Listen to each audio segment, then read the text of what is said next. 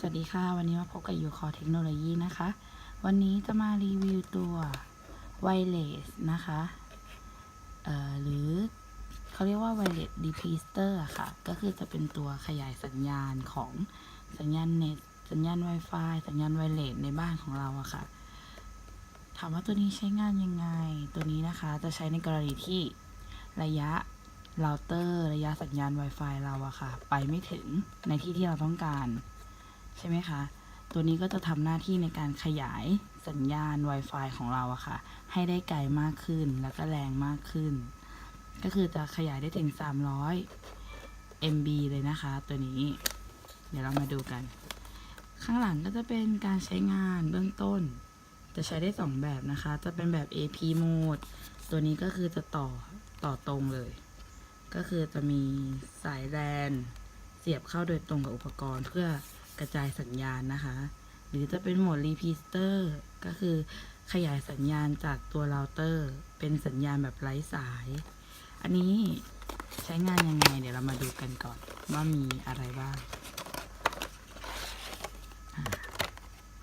นี่ค่ะหน้าตาของอุปกรณ์จะเป็นแบบนี้เครื่องจะทำงานได้โดยการเสียบปลั๊กนะคะ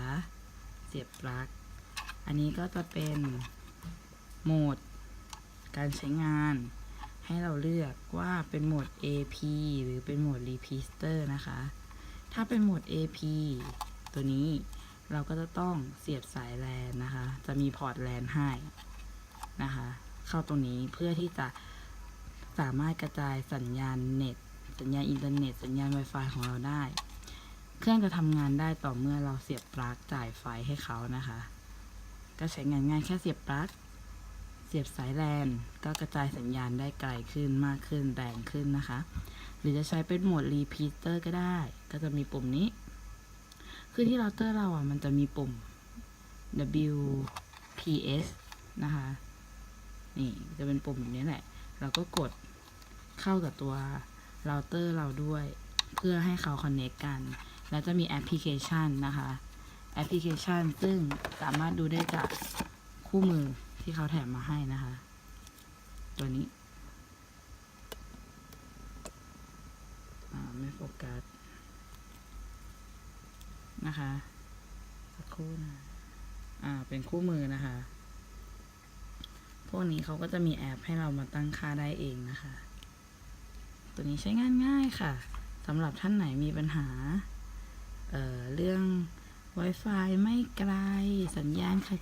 หายอยู่แค่ชั้น2ทำไมใช้ไม่ได้ก็สามารถใช้ตัวนี้ค่ะเป็นตัวแก้ปัญหาหรือว่าตอบโจทย์ความต้องการการใช้งานเพิ่มได้นะคะสำหรับท่านไหนสนใจนะคะก็ติดต่อมาที่ www.ucall.in.th ได้เลยนะคะ